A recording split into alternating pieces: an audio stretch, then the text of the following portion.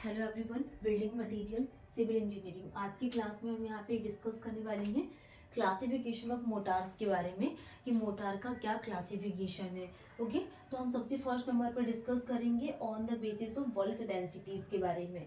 ठीक, तो अभी तक हमने क्या क्या पढ़ चुके हैं, जैसे कि हमने प्रीवियस क्लास में डिस्कस किया था कुछ टेबल्स के बारे में जो बहुत इंपॉर्टेंट है हमारे एग्जाम के पॉइंट ऑफ व्यू से। अगर आप एसएससी जे एग्जाम को टारगेट करके चल रहे हैं तो प्रीवियस क्लास को आप जरूर देखिएगा, क्योंकि उसमें कुछ हमने यहाँ पे इम्पोर्टेंट पॉइंट्स के बारे में डिस्कस किया।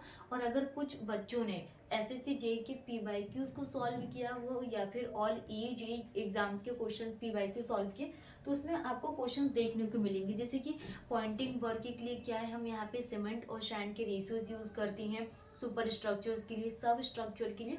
तो इस प्रकार से ही आपके एग्जाम में क्वेश्चंस फ्रेम होते हैं। तो इन्हीं वर्ड्स में आपको ध्यान रखना है, जैसे कि हमने यहाँ पे external ball, external break ball, internal and इनकी वैल्यूज के बारे में भी डिस्कस किए थे। फिर हमने कुछ यहाँ पे टेबल्स के बारे में डिस्कस किए थे, स्ट्रैंड टाइप ऑफ वर्क के बारे में कि कितने कितने रेशियोज को यूज किया जाता है। आज हम यहाँ पे क्लासिफिकेशन ऑफ मोटार के बारे में बात करेंगे कि मोटार का क्या क्लासिफिकेशन है। तो फर्स्ट हम बात करने वाले हैं on the basis of bulk density, कि bulk density on the basis of bulk density, basis of bulk density. तो बल्क डेंसिटी की अगर हम बात करें तो first is the high density mortar. First क्या यूज कर रहे हैं, high density mortar, high density mortar. तो हाई डेंसिटी मोटार के लिए अगर हम बात करें तो इसकी क्या डेफिनेशन आ जाएगी, हाई डेंसिटी मोटार में जो वर्क डेंसिटी यूज करते हैं, वर्क डेंसिटी ये greater than equal to 15 kilo newton per cubic metre रहेगी, greater than equal to 15 kilo newton per cubic metre. ठीक है, ये वर्क डेंसिटी है। अब हम यहाँ पे इसके डेफिनेशंस के बारे में समझेंगे। Mortar is classified as high density.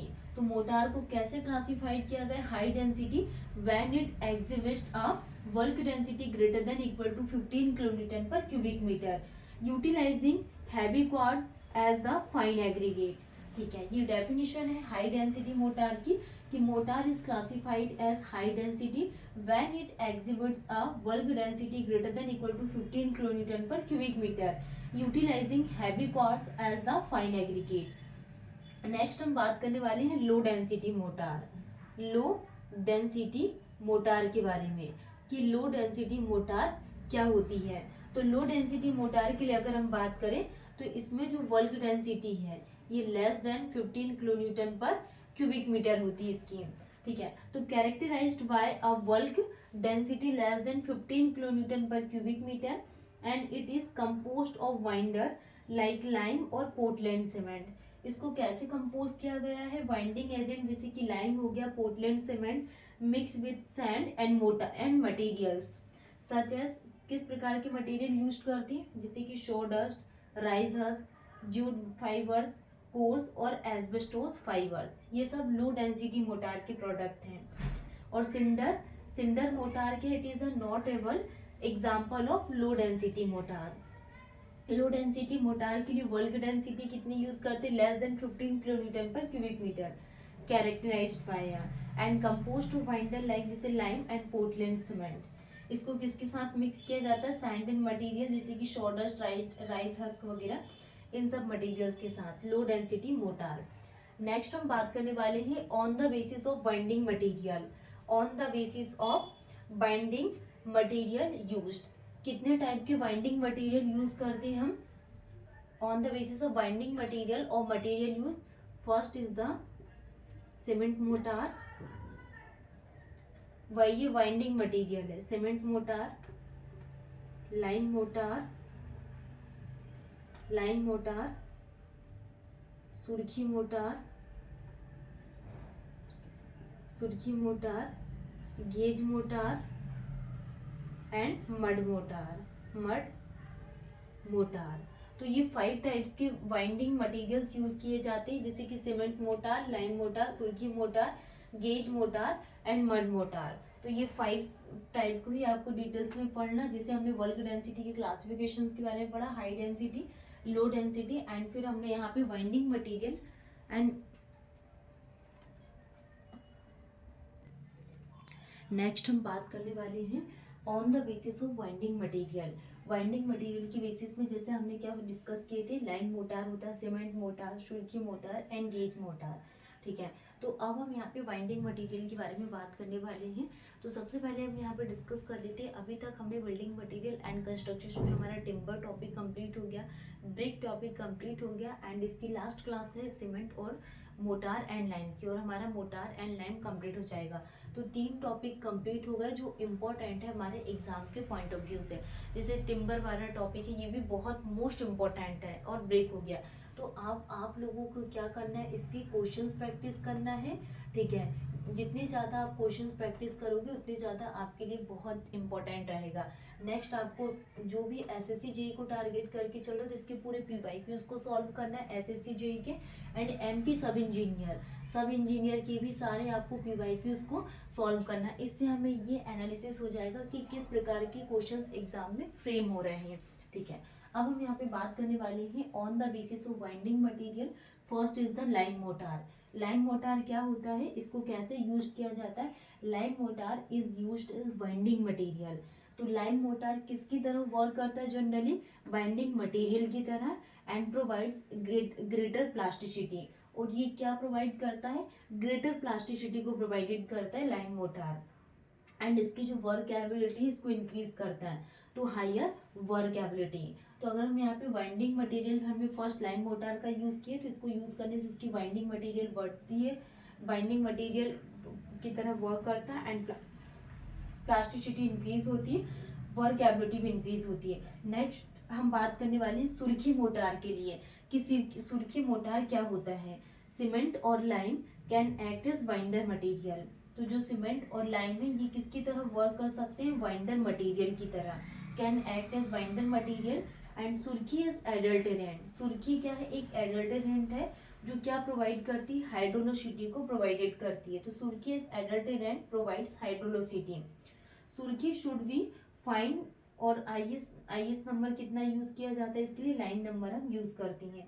Always try not mix सुर्खी with cement because they have tendency to react. सुर्खी will never be used for plasticity. सुर्खी को हम यहाँ पे प्लास्टिसिटी के लिए यूज नहीं कर सकते हैं और पॉइंटिंग वर्क के लिए। तो सुर्खी will never be used for plastering and pointing work. ठीक है, next tendency to disintegrate and get remove, क्योंकि इसकी टेंडेंसी क्या है, डिसइंटीग्रेट हो जाता है and get removed. Next gauge mortar क्या होता है, गेज मोटार को हम यहाँ पे डिटेल्स में पढ़ेंगे, जिसे हमने यहाँ पे लाइम मोटार के बारे में डिस्कस की, सुर्खी मोटार।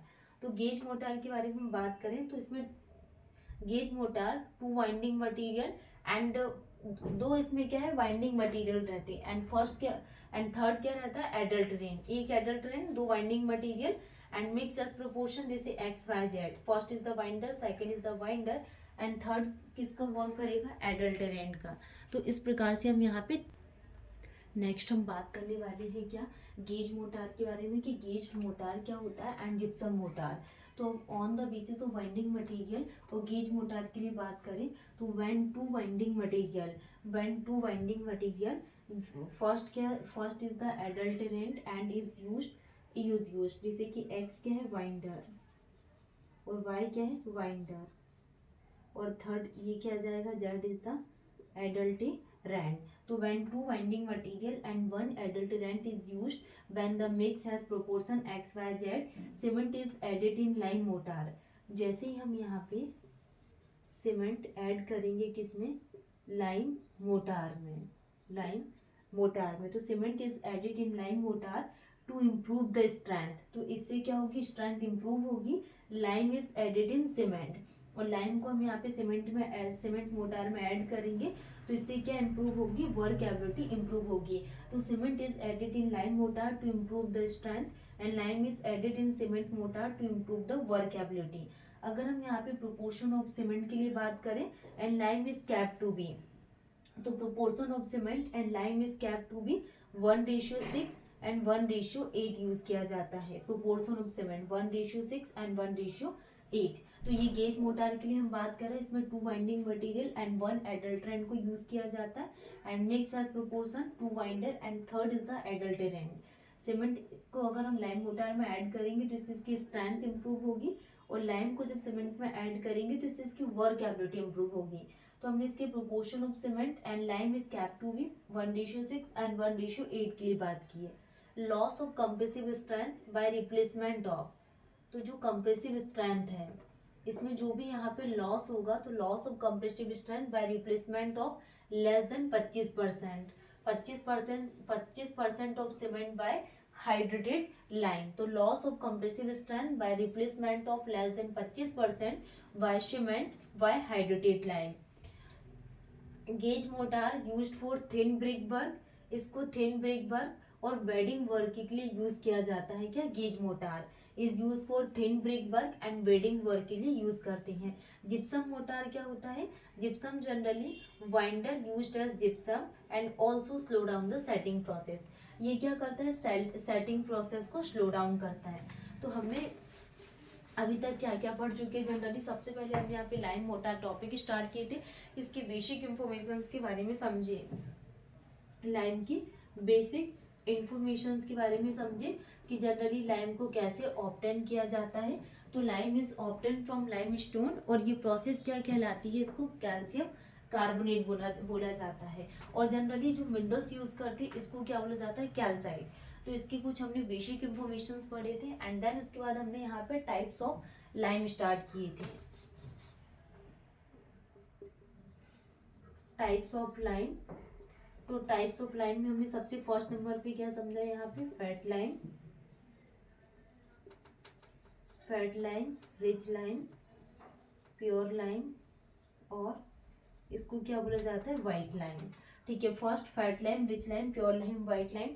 सेकेंड हमने हाइड्रोलिक लाइम के बारे में समझा। हाइड्रोलिक लाइम को 3 पार्ट में डिवाइडेड किया गया, eminently hydraulic lime, moderate hydraulic lime, feebly hydraulic lime and third is the lean lime. और लीन लाइम को ही क्या बोला जाता है, पुअर लाइम बोला जाता है। तो इस प्रकार से हमने यहाँ पे तीनों लाइम के टाइप्स के बारे में डिस्कस किए। देन उसके बाद हमने ये समझा कि इसमें कितना क्ले परसेंटेज यूज करते हैं एंड देन उसके बाद हमने यहाँ पे टाइप्स को इन डिटेल्स में समझे एंड फिर हमने यहाँ पे सैंड टॉपिक स्टार्ट किए थे, सैंड। फिर हमने यहाँ पे सैंड के टाइप्स के बारे में समझे कि पिट सैंड, रिवर सैंड, सी सैंड, इसके टाइप्स देखा एंड फिर इसके कंप्रेसिव स्ट्रेंथ के बारे में डिस्कस किए थे। अब हम यहाँ पे कुछ इसके टाइप्स रिमाइंडिंग है वाइंडिंग मटेरियल के, जिसे हमने गेज मोटार पढ़ लिए एंड जिप्सम मोटार तक। इसके 3-4 पॉइंट्स और हैं, वो नेक्स्ट क्लास में कवर करेंगे। Thank you.